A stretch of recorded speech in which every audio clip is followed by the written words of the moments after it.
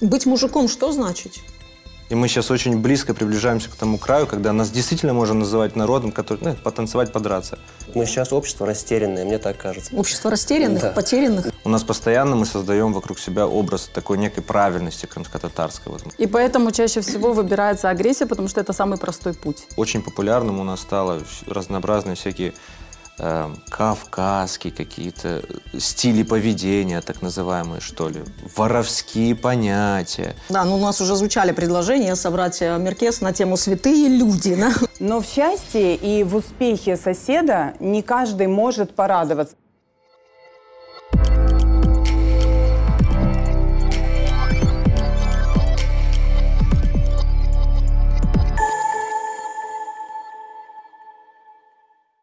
Я уже давно заметила, что наше общество живет в двух измерениях. В одном мы целый и единый народ, а в другом наши этнические связи укрепляются ударами по лицу братьев по крови. Ровно так, как на одной вечеринке, столичной вечеринке, про которую никто не напишет комментариев в стиле «масхара». Но нам интересны не события, нам интересны явления. В нашем обществе, всегда декларировавшем ненасилие, сила стала главным аргументом. Почему мужественность у нас такая одномерная и очень часто материальная? Об этом мы поговорим сегодня с нашими замечательными гостями и о том, какие последствия для общества влечет такая мужественность. Селям алейкум. Хош келдиныз. Алимбей, давайте сразу с вас. Мы и вправду не такие, какими себя презентуем. Мы и вправду живем в двух измерениях. И как эти две плоскости синхронизируются друг с другом? Ну, я бы сказал, что мы живем в трех измерениях. В одном мы себя показываем миру. В другом мы существуем более-менее в близком кругу. И в третьем измерении мы, наверное, такие, какие мы есть на самом деле. И я считаю, что это большая проблема, потому что люди у нас привыкли жить существовать в этих трех измерениях, постоянно себя к ним адаптируя, изменяя. И как-то я замечал, что присутствует у нас такой некий крымско-татарское лицемерие, что ли. Мы такие вот такие вот с одними, вот такие вот с другими. И вот как-то у нас это все природно, гармонично существует почему-то в людях. Не знаю, почему так складывается. Вы сейчас сказали, что мы не такие, какие есть на самом деле. Презентуем совершенно другую версию себя. А какие мы есть на самом деле? Никто не знает, я думаю. Ну, как-то ж мы себя ощущаем. Где мы, в какой мы плоскости настоящие, на стыке чего мы настоящие? Наверное, в быту, дома, в семье мы относительно настоящие, с близкими друзьями относительно настоящие. Но так или иначе в обществе мы вечно презентуем какое-то лицо, какими мы на самом деле не являемся. У нас постоянно мы создаем вокруг себя образ такой некой правильности крымско-татарской. Вот мы вот такие вот порядочные, мы все практически святые, но по этому поводу есть большие сомнения, лично мною наблюдавшиеся. Да, ну у нас уже звучали предложения собрать меркес на тему «Святые люди», да? Как вариант поговорить об этом. Зарин Ханум, ну у вас большой журналистский опыт за плечами, и вы очень часто пересекались с нашим уникальным обществом. Ваши ощущения? У нас действительно есть разные вселенные, в которых мы живем, в разные измерения, в которых мы живем? Пересекалась, да, пересекаемся по сей день. Ну, действительно, живем мы в двух параллельных реальностях, где вот мы в одной из них, да, в одной параллельной реальности мы идеальные, да, как мы говорили, а в другой мы реальные. Вот. Эта реальность, она такова, что мы вот руководствуемся, наверное, вот есть такая фраза, да, «я тебя в обиду не дам, я сам». Мы себя в обиду не даем, когда надо, мы там сплотились, но внутри себя мы себя друг друга обидим, это, да, на раз-два. Агрессия, агрессивное поведение, которое зачастую выбирает, да, вот наша молодежь, наше общество, это, ну, агрессивное поведение, оно заключается в чем? Что? Последствия чего? Это последствия, да, там, неуверенности в себе, отсутствия аргументов, нереализованности какой-либо, да, там. И вот это вот все трансформируется в агрессию, в абьюз какой-то. Когда мы не можем объяснить, аргументировать, мы начинаем махать кулаками, кричать и кидаться. Вот часто мы с этим сталкиваемся и будем сталкиваться, наверное, потому что это у нас... Мы настолько неуверенные в себе? как общество. Мне казалось, что мы как-то вот с течением времени прорабатываем какие-то, ну, слабые свои стороны и становимся, ну, по крайней мере, содержательнее, чтобы не переходить на кулаки, на какое-то, не знаю, личное оскорбление и прочие вещи. Ну, не знаю, мне кажется, сказать так, всех под одну гребенку тоже очень тяжело. Мы, конечно, очень сильно разные, это прекрасно, что мы разные. И все по-разному, конечно, проявляют свои чувства, эмоции и агрессию тоже. Мне кажется, что, конечно, общество сейчас достаточно агрессивное. Мы, наверное, все это замечаем. Там и в автомобиле часто ругаемся, да, когда за рулем. Это классика жанра. Но в то же время, мне кажется, что если смотреть на поколение, которое сейчас растет, мне кажется, что как раз-таки они очень часто признают эту агрессию, что ли. То есть они видят, что мир вокруг очень агрессивный, ну и вот что очень такая стрессовая ситуация вокруг сильно на них давит. И мне, ну, не только молодое, но и многие мы тоже. Есть, мне так кажется, что есть люди, которые с этой агрессией стараются работать, Принять, по крайней мере, работать. принять. Это уже первый шаг. Понимают, что да, сейчас сложное время, сложные ситуации вокруг. И вот это принятие, мне кажется, идет все равно. Люди понимают, что да, мы агрессивны, да, мы там эмоциональны. И с этим что-то надо делать. И с этим что-то надо делать. Мне кажется, сейчас все-таки такая тенденция просматривается. Ибрагимбей, вот эта вот жизнь в нескольких плоскостях, двухмерная или трехмерная, да, это наше измерение крымско-татарское, это уже национальное лицемерие или еще нет? Знаете, Верховный, я бы хотел бы изначально отметить, что это, наверное, не совсем корректно так отмечать, что это что-то именно присущее крымским татарам. Там крымско-татарское лицемерие. Это, в принципе, наверное, у любого народа такое можем наблюдать, что они там в семье такие, с соседями другие, а по телевизору еще какие-то, понимаете? По-моему, это не относится лишь к крымско-татарам. То есть в этом плане не нужно, мне кажется, как-то по-особенному смотреть на себя. Да, это естественно для любого человека. А что касается многомерности нашей жизни, ну, тема, она и прекрасна, что у нас как бы есть разные проявления. И, соответственно, то есть ты с детьми, как родитель, как с родителями, как ребенок. Это твои разные роли в твоей жизни, и ты по-разному проявляешься. И я здесь даже не соглашусь с тем, что мы всегда стараемся показать себя правильными, хотя внутри мы не такие. Иногда бывает наоборот, что мы делаем что-то неправильное, понимая, что, ну, вообще-то так не хотелось бы. Ну, этому есть разные там свои какие-то внутренние причины. Поэтому оно как в одну сторону, так и в другую может работать. Это такой живой процесс. Ну и хотелось бы вспомнить, это, наверное, в любом случае вопрос духовности, опять же, то есть, который внутри нас сидит, вот это «я». Вот когда человек его находит и гармонизируется с ним, вот тогда, наверное, ему легче потом совладать вот этими своими разными ролями, да, то есть он везде остается собой. И вот как говорил, да, Джалалиддин Руми, кажется, если не ошибаюсь, «Я олдун гиби görün, я göründüğün gibi ol» на турецком. Или будь таким, каким ты хочешь казаться, либо же кажись таким, каким ты есть. Да.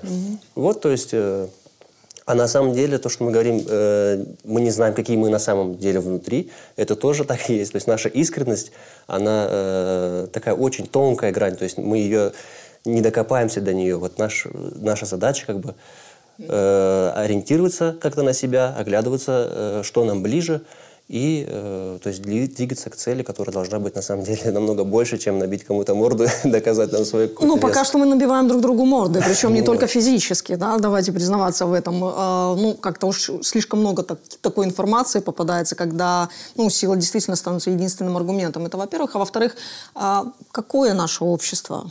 Мы же себя, ну, мы можем себя определить в каких-то вот устойчивых категориях? Ну, мне Потому кажется, что у нас сейчас есть мы как раз растерянные. Вот мы сейчас общество растерянное, мне так кажется. Общество растерянных, да. Потерянных? Да, и мне кажется даже, что нету, наверное, сейчас такого измерения, в котором мы представляемся каким-то монолитным, единым там народом.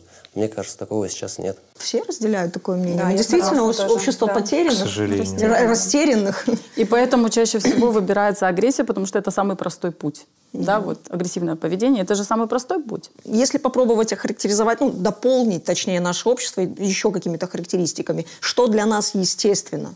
Что для нас естественно? Я вот заметила такую тенденцию, что мы, как вообще прекрасный народ наш, когда мы объединены вокруг какой-то беды.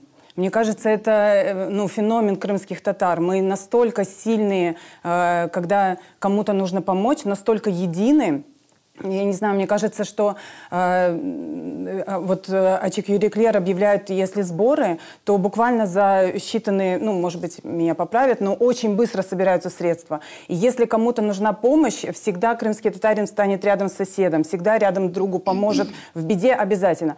Но в счастье и в успехе соседа не каждый может порадоваться. Мне кажется, вот это сейчас, ну, какая-то такая вот у нас... ревность, социальная ревность. Я не знаю, опять-таки, я очень согласна с Ибрагимом, мы не одинаковые. Я не могу говорить за всех, но есть такая вот небольшая тенденция, что мы очень хорошо помогаем сильно друг другу в беде, но не можем порадоваться друг другу в счастье соседа. И опять-таки не все. Сразу оговорюсь, чтобы... Да. Ну, мы уже как-то говорили, да, что мы объединяемся у края. Фраза принадлежит Шевкетбею Кишфединову. В этом тоже есть определенный феномен, да, то есть это получается, что наше общество настолько дисперсно, да, настолько разобщено, что других устойчивых связей и тех канатов, которые могут объединять, кроме как беда, да, у нас, получается, нету.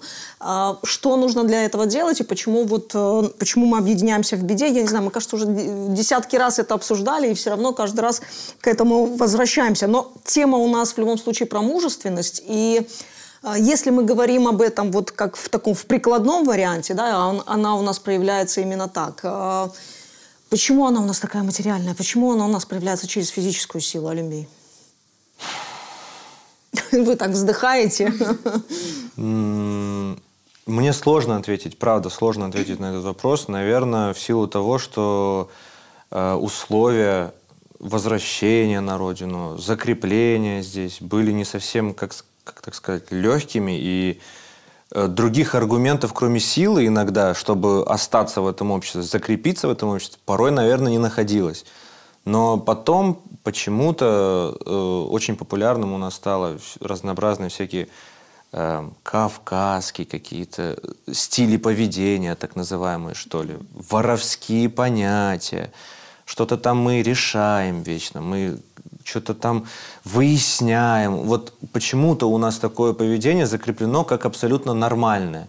Мы не общаемся, диалог у нас не строится.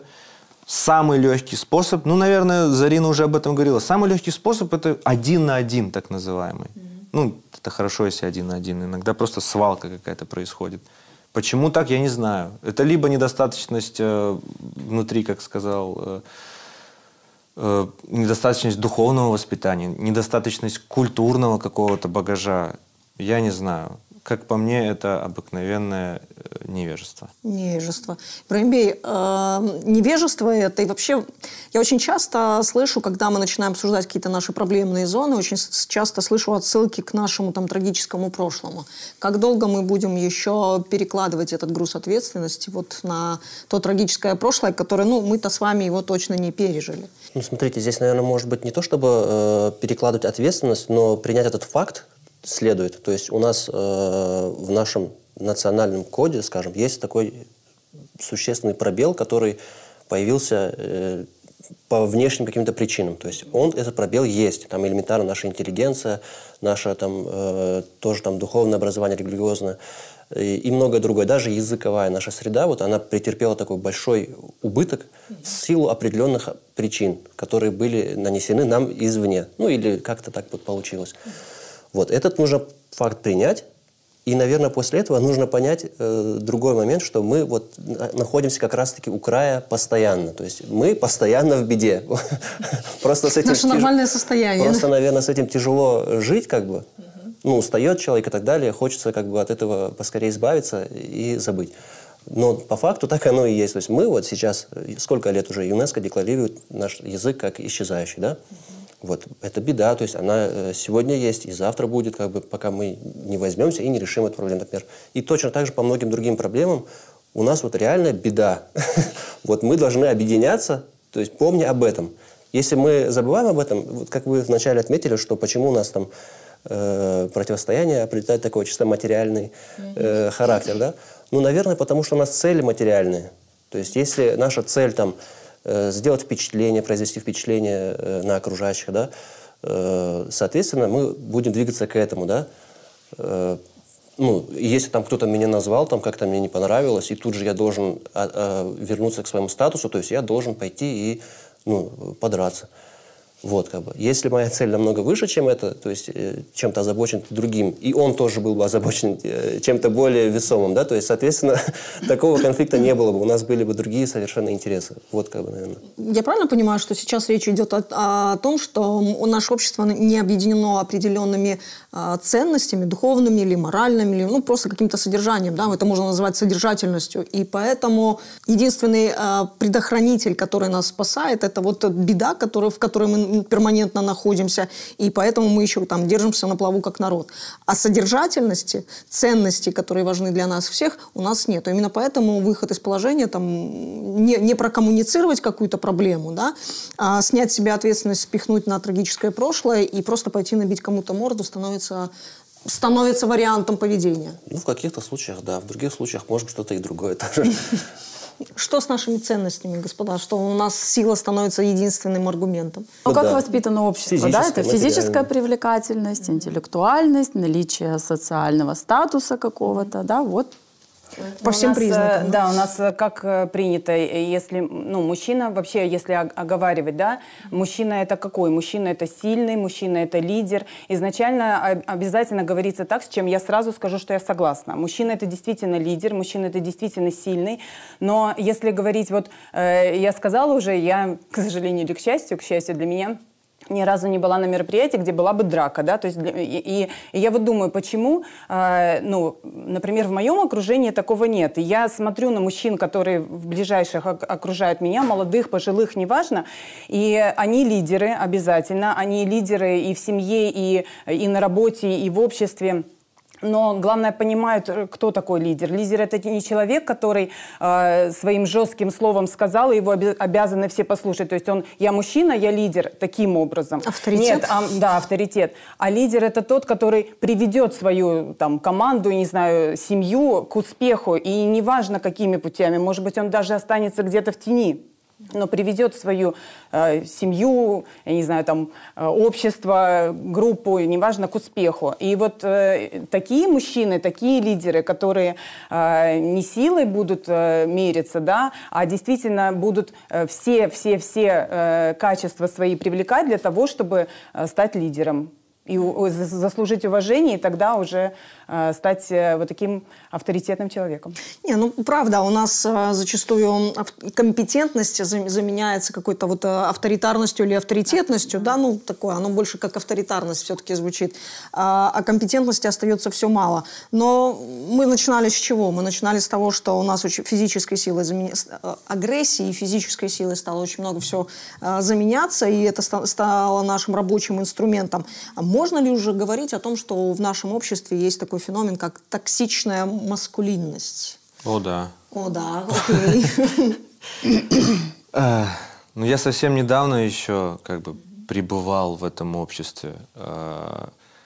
Вы разделяли ценности этой группы. Вы знаете, определенное время своей жизни я заблуждался, пытаясь соответствовать ценностям той группы. Давайте расскажем, что это такое для зрителя.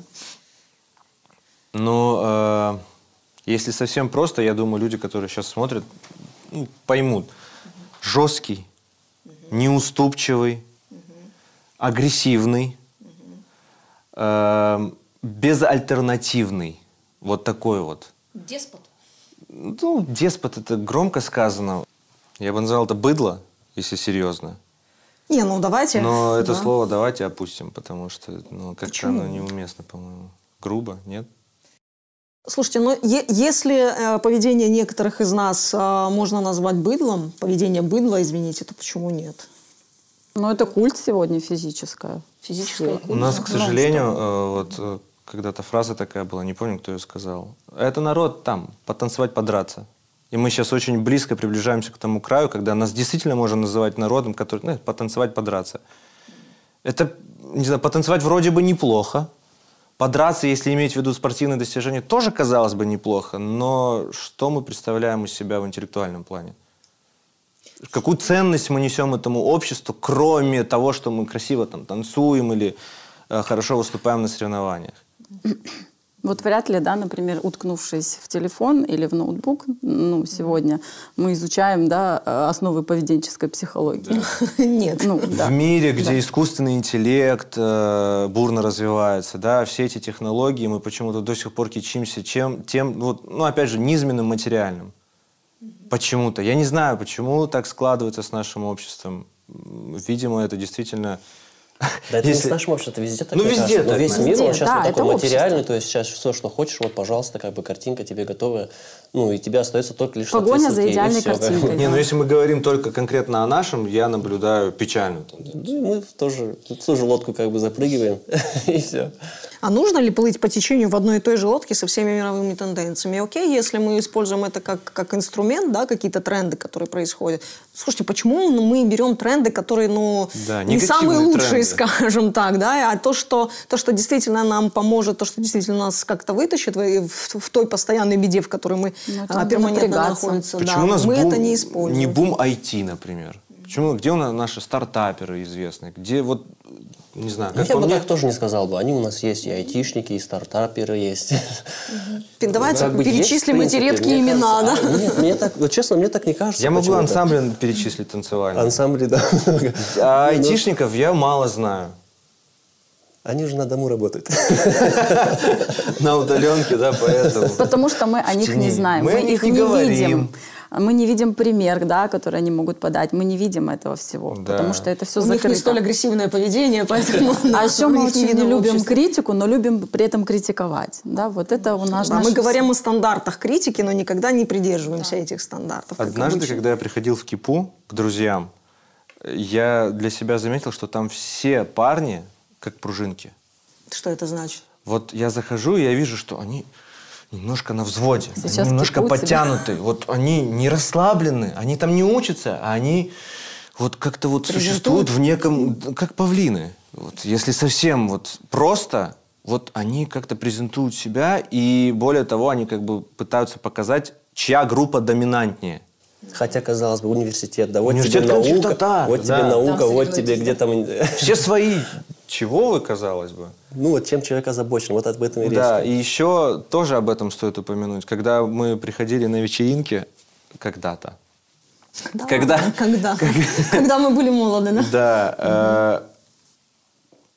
Скажу с мужской точки зрения. Ты заходил туда, и ты смотрел на потенциальных таких людей, с кем можно устроить разборки. Или придется устраивать разборки. Ты заходил, вот... ну, И мониторишь. да, этого так. я потяну, этот совсем крупный. Вот зачем мы это делали? Но это было, стоит признать. То, что было, стоит признать. И зачем так вы это делали делали? все. Зачем? Ответьте сами на Абсолютно свой вопрос. непонятно. Абсолютно непонятно. Ну, чтобы проявить свое доминантное положение в обществе. Самоутвердиться. Ну, как бы мы все-таки живем по тем самым канонам. Мы животные, да, в первую очередь. И Ну. вот, ну, обладающие уже каким-то самосознанием. Но так или иначе... Если не обладать, то остаешься живым. Да, да. На том Ты заходишь, уровне. либо ты альфа, либо нет. Либо ты уйдешь с добычей, либо нет. Либо ты Понимаете? проиграешь эту схватку. Да, либо ты проиграешь. Может быть, поэтому, я не знаю. Брамир, если мы, Ильзар Ханом, если мы будем накидывать такой вот современный образ или эскиз образа мужчины, каким он будет? Давайте так, это женское видение, представление современного мужчины крымского татарина и мужское видение. Как это? Я уже накидала вот такого лидера. Так, да, мы- лидера, который обязательно уважаем окружающими, обязательно образован. И я не говорю здесь только про образование технические, да, а обязательно всесторонне развит. Потому что только такой мужчина будет заслуживать уважения. Это на вы сейчас второй как половинке или как так желаемый далее. образ? Или у нас достаточно много, чтобы говорить об этом как Я не знаю, вот нравится? Алим сейчас рассказывает, честно, я не В знаю, другой реальности. так ли это вообще. Я вот не могу сказать. У меня, может быть, возраст, да, такой, чуть-чуть разрыв, мы с Алимом не попадаем в возрастную категорию, потому что я сама, ну вот там 40 плюс, скажем так, да, дети у меня еще там подростки, можно сказать так. И поэтому я вот эту среду, может быть, не очень хорошо знаю, да. То, что я вижу, то, что меня окружает, ну, меня радует, мне кажется, достаточно у нас мужественные, в хорошем понимании слова мужчины, которые, ну, их достаточно. Я не говорю, опять-таки, все. Не все. Все разные, мы все разные.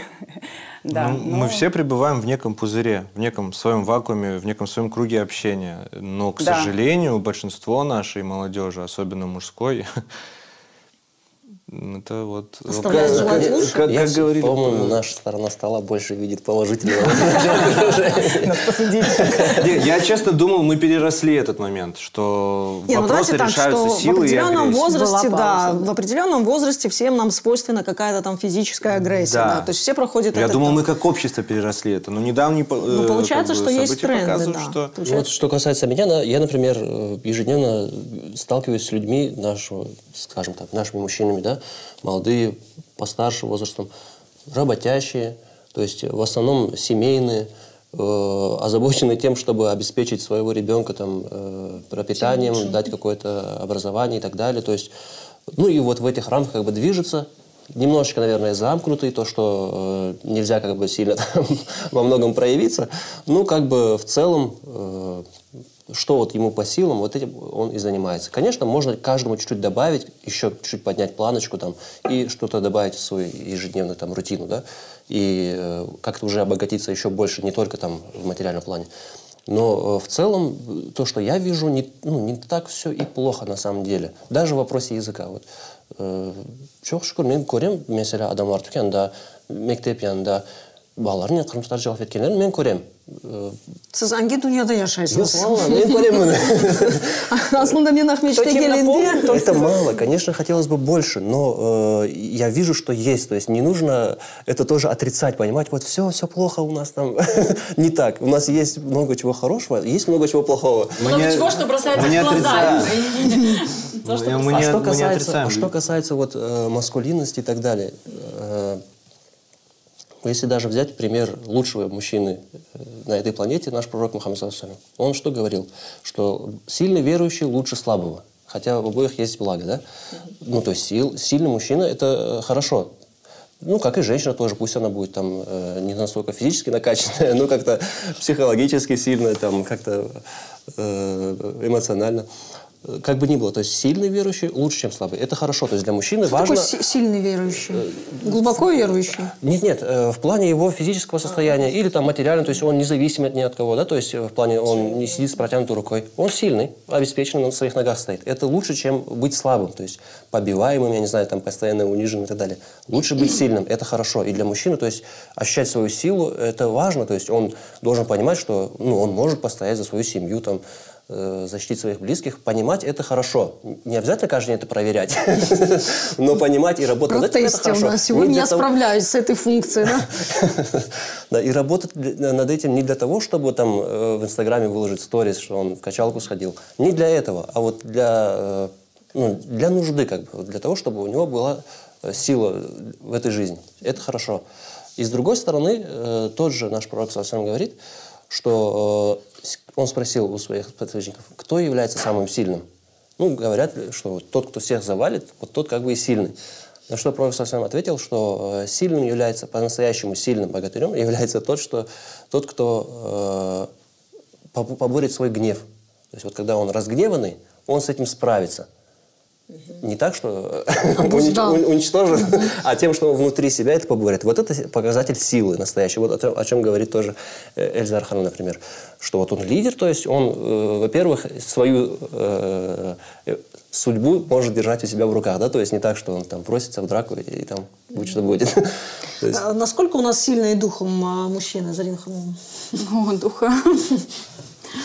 Способны ли они, скажем так, контролировать свои эмоции? Здесь не про сдерживание определенно.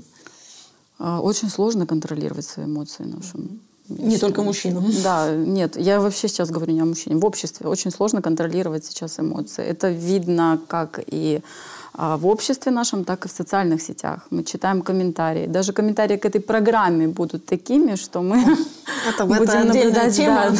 Агрессия об агрессии, да, агрессии погоняет. Ну, то есть вот нашим людям очень сложно сдерживать агрессию, к сожалению.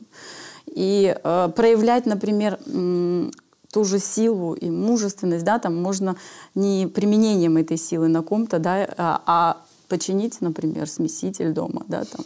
Не каждый это умеет сделать, зато умеет там самоутвердиться в обществе там, путем размахивания кулаков, да. Ну, как вариант. Я, кстати, очень часто, знаете, встречаю такую историю. У меня дочь, мне как бы, скажем так, опыт воспитания мальчика, такого опыта у меня нет, но и в других семьях я встречаю такие вещи, как, например, там, отправляя там, мальчишку на какой-то заниматься каким-то спортом, всегда присутствует такая мотивация. Ты будешь заниматься условно борьбой, и ты сможешь дать сдачи. Да? Ты будешь там, уметь драться, и ты сможешь что-то там кому-то отстоять, доказать свою правоту. То есть вот эти вот неосознаваемые какие-то посылы, они закладывают определенный механизм поведения. Даже вот в таких вот, казалось бы, мелочах и безвинных фразах. Да, то есть мы же не говорим детям, ну, некоторые родители не говорят детям о том, что, пойдя там, на борьбу и занимаясь спортом, ты будешь физически здоровым, там, я не знаю, ты сможешь там, обладать какой-то физической силой и так далее. Это тебе пригодится. Ну, то есть мотивация. Для чего тебе физическая сила? Мне кажется, вот проблема начинается как раз вот с такого подхода, да, то есть в таких мелочах из воспитания. Кого мы воспитываем? Каких мальчиков мы воспитываем, каких девочек мы воспитываем? Мы опять возвращаемся к полуправилам. Помните, у нас с вами был разговор об этом, крымско-татарские полуправила. Вот эта потеря определенного содержания, определенной коммуникации и традиций. И не то чтобы восстановление их, а отсутствие какого-то новой нормы, да, или обновленной, проапгрейденной нормы постоянно вызывает у нас вот какое-то недопонимание и какие-то проблемы. Не кажется ли вам так? Ну, мне после того разговора и в целом сейчас кажется, что сейчас вопрос нормы как будто бы не такой уж и актуальный. То есть каждый как будто бы сам по себе. У каждого хата с краю. Вот мне так кажется, что у каждого есть свои интересы, и вот он как бы старается их соблюдать чисто на таком максимально индивидуальном уровне. Ну, максимум там хорошо, там своя семья еще есть, там, жена, дети. Вот как бы. Мне кажется так. И, соответственно, то есть все, что не вписывается в твой интерес, оно уже как бы и не обязательно для тебя. Ну, элементарно, например, даже вот я на своем, сколько мне лет-то, в детстве, например, отношения с соседями совершенно другие были, по-моему. Какие? Ну, намного чаще ближе, заходили в гости, например, помогали друг другу. Сейчас там, как зовут, даже не знаешь, наверное. Ну, то есть, например, да, потому что тебе это неинтересно, наверное, и все. А в чем вот этот интерес? Опять же, мы вернулись вот к вопросу чисто такого потребительского способа существования, где чисто материальные твои интересы – это самое главное, и все на этом. Вот в этом-то и проблема, мне кажется. И, соответственно, опять же, возвращаясь к тем нормам, они образовались не искусственным же путем, а естественным путем, по причине того, что общество, которое озадачено определенными целями, да, пытается помочь себе в достижении этих целей и, соответственно, вырабатывает, то есть как-то взаимодействует. И таким образом вырабатываются эти нормы. Сейчас, когда эта цель ушла... Она была? Да, мне кажется, после того, как мы вернулись, у нас была цель? Вот как бы, наверное, это была последняя наша общая цель – вернуться. После этого как будто бы чуть-чуть улетучились. Идеологически. Наверное, да. Более того, как будто по пирамиде Маслоу еще скатились на пару ступенек. Движение. Да, на регресс? Назад. Не то чтобы на регресс, но вот на самые такие вот... Базу. Да, базу. Вот выжить, пропитание найти и какие-то вот блага добыть.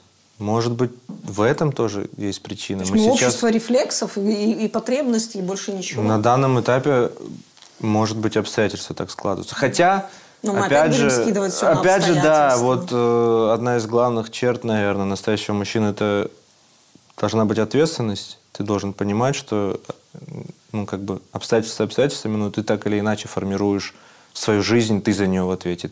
Она у тебя в руках, прежде всего, и... Может, нам, как обществу, как народу, пора уже взять в руки свою жизнь, свой путь. Где нужно пойти против течения, нужно, значит, пройти против течения. Или хотя бы перейти через эту речку. Мы умеем ходить против течения. Мы, не знаю, как сейчас... Я просто, знаете, хотела немножко подумать вот на эту тему. Мы же... Вот я то поколение, которое было маленькими мы были детьми, когда наши родители возвращались. И мы видели, и мы сейчас то поколение, которое растит молодежь. И мне кажется, что вот увидя, приехав сюда, и многие из нас видели, как наши родители, имея высшее образование, стояли на рынках, как профессора торговали на рынке. Может быть, у некоторых сложились такие опасения, что ли, что зачем нам учиться, мне надо быть сильным, может быть, мне нужно там где-то доказывать свою правоту какими-то такими физическими своими качествами, потому что каждый из нас тогда отстаивал свое право быть в классе единственным крымским татарином. Там еще где-то, вот в районе, я не в крымско-татарском жила. Важна вот эта физическая сила для народа, чтобы не дать себя в обиду. Может быть, вот это немножко сыграло свою роль. Что защитная реакция. Защитная реакция, да. Будь сильным, и ты тогда постоишь за себя, не дашь себя в обиду. Вот, может быть, что-то с этим тоже связано. Ну, на самом деле, это даже проявление слабости больше, чем силы, да, когда мы думаем, Я что правильно физическое. понимаю, что получается, те обстоятельства, в которых мы возвращались, и потом, в конечном итоге мы состоялись здесь, в Крыму, да, это для нашего поколения это был период, когда мы вырастали и уже состоялись как личности, да, для наших детей они были рождены здесь, и там чуть помладше поколение, оно вообще просто здесь, вот, оно другого не видело, да. Я правильно понимаю, что вот то, чем пришлось заниматься нашим родителям и в целом этому поколению, переехавшему поколению, вернувшемуся поколению, отложило отпечаток или оставило отпечаток на том, что стало важным для нас? То есть важным стало состояться материально, важным стало быть убедительным, да, доказать, да, что у тебя все получилось. То есть вот эти вот ценности стали важными, и мы их передали детям как бы вот в том виде, в котором они есть. Без скажем так, дополнительного какого-то содержания, да, без примечаний, что называется. Есть такое ощущение, Зоя Михайловна? Не во всех семьях, да, вот в тех семьях, где родителям пришлось работать, чтобы выжить здесь, и некогда было заниматься, да, вот воспитанием детей, в том смысле, чтобы вложить в них все это, да, возможно. Но я со своей стороны могу сказать, что в меня родители вложили максимум, да, того, что они могли сделать, несмотря на то, что было тяжело. Но были и семьи, где было очень тяжело заниматься детьми и выживать одновременно. Наверное, заниматься воспитанием. У нас проблемная зонка появилась. Пробел в воспитании определенного поколения, когда мы получили успешных бизнесменов, но так себе личностей, мелких личностей. Давайте я все-таки так назову это. Как обычно, буду нарываться на комментарии. Это и есть. Да, то здесь есть у такая нас геометрическая прогрессия, мне кажется. Вот оно накапливалось, это одно. То есть то, о чем я говорил, да, вот этот пробел, он существовал, только увеличивался. И плюс, скажем, такой крах вообще всего, что было до, с возвращением нашего народа на родину свою. Плюс еще меняется в целом государство, меняется и так далее. То есть все меняется, да? И тут ты вот так вот как будто бы перед океаном стоишь и не знаешь, что делать, в какую сторону выкручивать парус. И все. И вот это вот так по геометрической прогрессии, то есть тут же меняется вся раскладка, то есть то, что мы даем детям, оно совершенно не похоже на то, что давали нам, например, наши родители и что давали им их родители. Хотя, например, то, что получали наши родители от наших бабушек, тоже имеет дефицит, понимаете, да, то есть там вокруг коммунизм, там ничего такого лишнего не скажи. Ну, характерно для того периода, да. То есть это пробел имелся, и тут как бы мы уже не могли чего-то получить просто потому, что этого не было. Там в том же плане, например, религиозного образования, то есть где-то что-то как-то кому-то удалось что-то выцепить, большинству не получилось этого выцепить, потому что, не было его нигде, вакуум реальный образовался, и все. Там какому-то интеллектуальному труду внимания просто-напросто не уделялось, потому что не до этого было, да? Как бы книжку купить или 2 буханки хлеба, вот как бы и выбирай. Конечно, хлеб, потому что денег только на это и хватает сейчас, например, на то время. И вот, соответственно, эта прогрессия, она увеличивается, и плюс к этому 21 век, это технологический такой рывок, Тут у ребенка уже там, с первого года жизни в его руках это уже планшет, телефон, ТикТок, YouTube, все там. И ты как бы что ты ему даешь? По сути, ничего. Ну, то есть он в этом же как бы потоке и находится. То есть тут как бы это не национальное что-либо особенность какая-то. Это просто вот мейнстрим такой глобальный, и все. И мы, получается, в нем же. Так что у нас с романтикой? Вы говорили, ну, я ж опять, да, про стандарты поведения в нашем обществе, которое навязывается какими-то трендами современными, тем же интернетом навязывается. И я так понимаю, что у нас слабо получается не то чтобы ломать, скажем так, эти тренды, не то чтобы их не нужно ломать, просто нужно давать параллельно. Да? Вот у нас уникально получается, да, что мы можем жить в нескольких реальностях, как мы сейчас в начале говорили, но вот там, где нужна действительно параллельная реальность, там, где она необходима, мы как-то вот проседает у нас эта история. То есть мы не можем создавать параллельно дворовой романтики, да, какую-то другую крымско-татарскую молодежную романтику, да, которая бы там, ну, захватывала и так далее. Мы мечемся между трендами, мы между запретами, между табу, между мнениями, между возможностями проявлять себя, можно ли проявить себя, нельзя ли проявить себя, а как на это посмотрит общество, а что оно скажет, где вот это вот среднее, что называется, средний знаменатель, да, общий знаменатель для того, чтобы, ну, как-то нормально выживать в этом. Не хочется выживать. Уже надоело выживать. Хочется жить нормальной жизнью, да. Хочется, чтобы каждое следующее поколение не было потерянным. Хочется, чтобы оно было нормальным поколением. Что с нами происходит, Алимбей? Не, ну, мы так или иначе поддаемся мейнстриму, да, это правда. Интернет сейчас овладевает умами всех, кто в нем находится, и так или иначе, ну, накладывает свой отпечаток на человеке, и здесь нужно уметь сохранять в ребенке, да и в себе тоже, личность, как вы сказали. Как-то отметать от этих... Фильтровать, может быть? Фильтровать все, что ты видишь. У нас, правда, присутствует какая-то уличная романтика. Пацанская, да. Спасибо знаменитому сериалу, который только подогрел внимание и любовь к этой романтике. Ну, и я считаю, что это прежде всего вопрос личного образования и воспитания. Человек должен обогащаться не только материально. У нас, мы как-то в одном выпуске говорили, что, ну, это было результатом одного исследования нашего, которое с коллегами проводили, что мы выявили такую формулу 3Т. Да, одним нашим респондентом была она заявлена. Тачки, телочки, тусовки.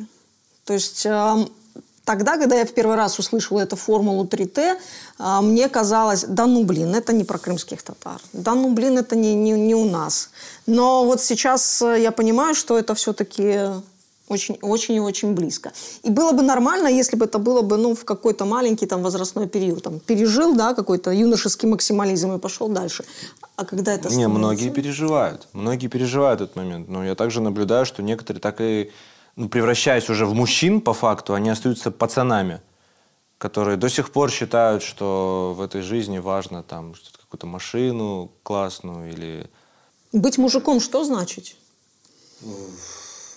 Ну, что значит быть мужиком? Я часто это слышу. Вот не пытаться соответствовать стереотипам гендерным, а быть собой. Не, ну если говорить... Это в нашем представлении. А если говорить о стереотипной такой токсичной маскулинности, ну, опять же, вот сильный, физически сильный, неуступчивый, навязывающий свою точку зрения всем остальным. Тот вот единственный, кто навязал всем, вот он самый мужик, конечно. Ну и вот у нас так или иначе все равно путают все эти понятия. Вот у нас говорят ответственность, да, как одна из главных мужских черт. Я ее считаю главной мужской чертой, например, да. Но это не отвечать за свои слова, как у нас привыкли думать, понимаете? Это не то. За базар отвечаешь, да? Это ведь не об этом. Это ведь о том, чтобы брать на себя ответственность, что-то начать делать. У нас некоторые люди могут просто отвечать за свои слова, но они при этом ничего не делают, они не создают ничего, что можно было бы оценить. И, ну, они не берут на себя ответственность, они не делают ничего, не производят ничего, не представляют никакой ценности для этого общества. Брать на себя ответственность – это осознать, что ты являешься частью этого общества, ты можешь что-то вложить в это общество, что-то подарить ему, ну, в лучшем случае. Как минимум, просто быть нормальным членом этого общества. Как по мне, многие люди просто дрейфуют. Дрейфуют в чем? Вот в своих представлениях? В бессознательном мире, представлениях, стереотипах, интернетом ли навязанными, или чем навязанными, я не знаю. Лучше бы книгами какими-нибудь полезными навязанными. Но вот у меня полнейшее представление, что большая часть нашей молодежи дрейфует в этой неопределенности. Они и себя найти толком не могут. Потому что вот эта токсичная маскулинность, она как бы исключает прислушивание к себе. Ну, у нас мужику чувства, не свойственно, да, проявлять эмоции на людях, как-то вот быть более-менее самим собой. Это не свойственно. Что ты плачешь, что ты это, что ты... Как... Вот такая реакция у нас тут же идет. Я не говорю о том, что нормально, да, постоянно проявлять свои эмоции. Это тоже какая-то ненормальная форма. Но, как по мне, быть собой, слушать себя, идти по своему пути более предпочтительно для каждого мужчины.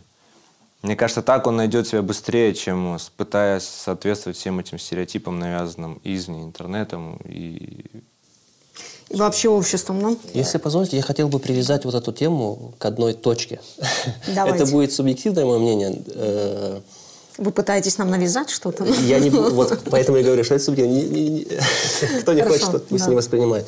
Но учитывая свой опыт, да, то есть то, что я за свою жизнь увидел, где-то что-то узнал, я понимаю, что те вопросы, о которых мы сейчас говорим, обсуждаем, беспокоят каждого из нас, они связаны непосредственно с этим вопросом. И вот мы говорим о том, чтобы узнать себя и так далее, да? Вот быть собой и так далее. Если мы не ставим вот это «я» рядом с этой основной опорой, то оно теряется на самом деле. Вот это вопрос веры. И меня посетила такая мысль недавно, вот буквально вчера. Есть люди, которые не верят в Бога, да? Кризис такой имеется даже среди мусульман. Кризис веры имеется. Но сейчас то, что мы видим вокруг, наверняка должно нас убедить в том, что дьявол существует. Вот можно так сказать или нет? Вот все, что мы видим в мире, ну это же однозначно, что дьявол существует. Ну, я бы сказала, он здравствует. Вот, он пиршествует, да? Вот, как этот, и блеснул зиафет индемес, да? Вот, раз он есть, и о нем также говорится в Коране. Всевышний Аллах нас сотворил, так просто не оставил нас. Он нам пророков присылал, ну, выбирал среди нас пророков для послания. Книги свои передавал через ангела Джибриль, да? И вот последний из них – Коран. Насколько часто мы к нему обращаемся? Потом мы говорим о кризисах. Вот каждый из нас пусть спросит себя, когда мы последний раз открывали его, читали. Вот мы любим читать суру Ясин, да? И там говорит Аллах Субхану: «И завещал я вам не поклоняться шейтану. Поистине он ваш враг», говорит Аллах. «Поклоняйтесь мне», говорит Аллах Субхану. Вот. А мы что делаем? То есть шейтан нас от этого всего уводит. То есть он нас хочет погрузить в бесстыдство, погрузить в какие-то междоусобицы, конфликты, все что угодно. Только чтобы мы не ощутили какого-то покоя, вот этого баланса внутреннего, о котором мы говорили изначально, да? И, соответственно, то есть довольство Всевышнего, оно в этом и заключается как бы. И вот, когда мы поймем, что вот есть враг, реальный враг, та беда, которая нас окружает, да, вот она есть. То есть, и не будем объединяться, помогать друг другу против этого врага, который нас вот в какой-то гафлет, да, забвение пытается нас унести. То есть человек забудет сам себя в итоге. Вот. Если мы этого не поймем, то мы будем также дальше продолжать катиться вниз по горочке до конечной точки, которая там где-то очень низко. Пока мы не остановимся, чуть-чуть не возьмем себя в руки. Вот, иншаллах, нас ожидает месяц Рамадан. Это очень хорошая возможность. Чуть-чуть привести задуматься в порядок, о себе, да? Чуть-чуть привести в порядок свои дела и так далее. Да. То есть это очень важно. И тут же, то есть вопросы того, там, какой-то общественной привязанности, да, то есть какие-то группировки и так далее. То есть на это тоже мы найдем ответы там, на то, каким должен быть мужчина, какая должна быть женщина, какие ценности управляют ими, что лежит в основе семьи. То есть это все мы увидим там. Это не только лишь там иди теперь намаз читай круглосуточно. Нету такого в нашей религии. Всевышний нас сотворил для этой жизни, чтобы мы прошли достойно это испытание, и дал нам полное руководство для этой жизни, не оторвано от этой жизни. Но чтобы достоинство мы сохранили, вот это нам важно. Нас прежде всего создали познающими, да, и у нас этот инструмент и, в принципе, есть, но мы застываем и ответы есть, но мы да. вот ищем что-то как будто бы... А мы застываем в какой-то одной своей форме. Можно пережить все состояния, да, в каком-то возрасте нам характерна и агрессия, в какой-то возрасте мы утверждаемся за счет силы, но в конечном итоге мы должны прийти к тому, что, ну, и интеллект надо подключать местами, да, и вот пока есть ощущение того, что, ну, скажем так, осознанное какое-то поведение – это удел немногих. Это не становится мейнстримом для нашего общества. Я это называю, знаете, как лезгинка уехала, а шлейф вот этот вот кавказский остался. Да? То есть вот эта вот движуха, вот эта пацанская вся эта романтика, она вот у нас как-то осталась. То есть от того народа, который был вот нацелен на реализацию каких-то своих целей, осталось, ну, не осталось практически ничего. Это не значит, что всю свою жизнь нужно выстраивать как мне кажется, настраивать и выстраивать, синхронизировать с какими-то социальными целями. Это значит, что нужно просто разбираться в себе и двигаться дальше в своем развитии. То есть для меня, мне кажется, это самое важное, что мы можем и себе дать, и тому окружению, которое вокруг нас есть. Последствия вот той самой токсичной маскулинности. Ханумлар, какие могут быть последствия этой маскулинности? Чем? Почему? Ну, я зная, чем это может обернуться в разных сферах нашего общества, я поэтому и взялась за эту тему, потому что, ну, мне кажется, тенденции, ну, очень достаточно такие угрожающие. У нас мало внимания, да, мы привлекаем чем? Будем привлекать. Ну, чем мы будем привлекать внимание? Да? Как своей агрессией, либо же развитием. Мы должны быть нацелены сейчас на развитие, на сохранение себя, как народа, как личностей. Да? Самая сложная работа в мире — это работа над собой. Если каждый будет работать над собой, в обществе что-то изменится. Если мы не будем работать над собой и будем продолжать плыть по течению, идти на поводу своих эмоций, не сдерживать их, то, ну, последствия, какие могут быть последствия, они известны. Помимо физического насилия, эта самая токсичная маскулинность ведет за собой насилие над личностью, над психологией.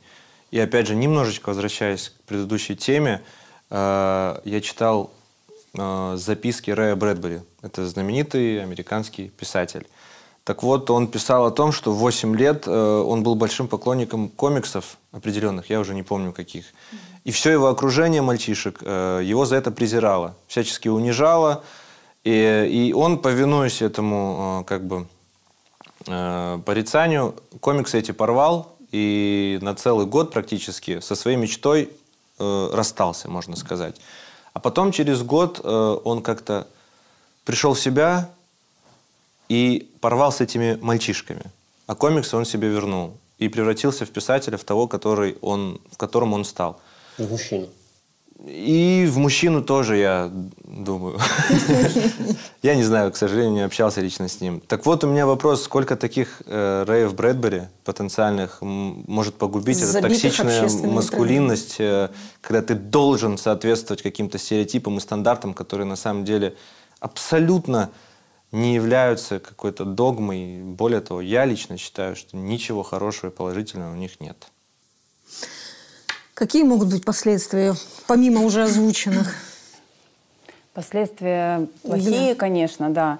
Каждый из нас, у вас недавно были ребята, с молодежью у вас беседа была, и там прозвучала фраза, что они говорят: мы хотим жить сейчас, мы хотим быть счастливыми сейчас.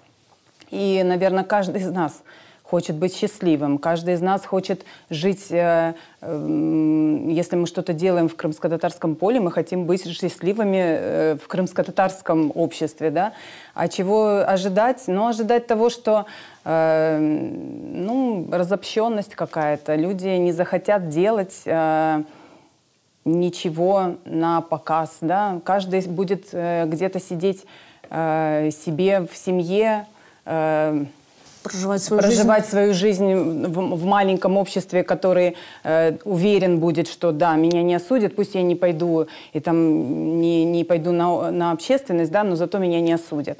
Вы знаете, я замечаю, что вот молодые люди, когда они много знакомятся между собой, И когда они замечают и понимают, и принимают друга своего, соседа таким, какой он есть, узнают его лучше, изначальные какие-то такие, ну, может быть, чуть-чуть даже агрессивные моменты, они сглаживаются, потому что сначала видишь парня, который, там, я в Атеше танцую, в Атеше, Йылдызлар, Рикет, неважно, да, в любом ансамбле, я танцую, и я вот молодец, я сильный, а другой какой-то посмотрел, ну что вот у нас все танцуют, да танцуют, ну надоело уже, вообще-то вот я занимаюсь английским или китайским или еще чем-то. А когда они все между собой видят, что он не только танцует, но он еще и, там, не знаю, плаванием занимается, еще чем-то, еще чем-то. То есть разносторонне развитые люди между собой, когда начинают общаться и видят, что, ой, там музыку она такую слушает, мне она как бы не очень нравится, но оказывается, есть у меня с ней общий интерес в другом. И когда видишь, что ты немножечко понимаешь соседа своего чуть-чуть глубже, тогда, мне кажется, агрессия снижается. Отлично. Ибрагимбей, какие последствия? Последствия? Будем сильными. Если мы же... Если не добьем друг друга. Тяжелые времена рождают сильных людей. К сожалению, наши тяжелые времена почему-то рождают пока что или показывают пока что только наши слабости. Вообще, тему токсичной маскулинности я затеяла ровно для того, чтобы разобраться со всеми теми проблемами, которые так или иначе мы обсуждали и в рамках Меркеза, и каждый в своем каком-то отдельном обществе. Да? Будь то распадающиеся браки, будь то нереализованные личности. Это все от того, что в обществе доминируют какие-то тренды и стереотипы, которые пытаются примерить на себя каждый из нас. Но возвращение к себе, возвращение к тому, что ты из себя представляешь, мне кажется, как раз-таки является тем инструментом и тем способом избежать вот этой вот стандартизации. Мы уже много раз говорили, что наше общество разнообразное. И хочется, чтобы общество, наше крымско-татарское общество, не просто там сосуществовало, да, параллельно с какими-то трендами, но вбирало в себя самое лучшее и создавала свою, ну, скажем так, придавала картинку крымско-татарскую всему этому. Да? То есть нужно брать не все подряд, нужно брать только то, что позволяет нам оставаться нами. И поэтому этот выпуск, наверное, я хотела бы закончить словами о том, что важно не останавливаться в своем развитии, важно следовать, искать себя, несмотря на то, что вам навязывает общество. Важно не оставаться в одной точке, важно двигаться вперед. И только тогда в этом разнообразии наше общество будет прекрасным. И только тогда в этом разнообразии наше общество будет успешным. А формул успеха очень много. Это был проект Меркез. Горушкенджи.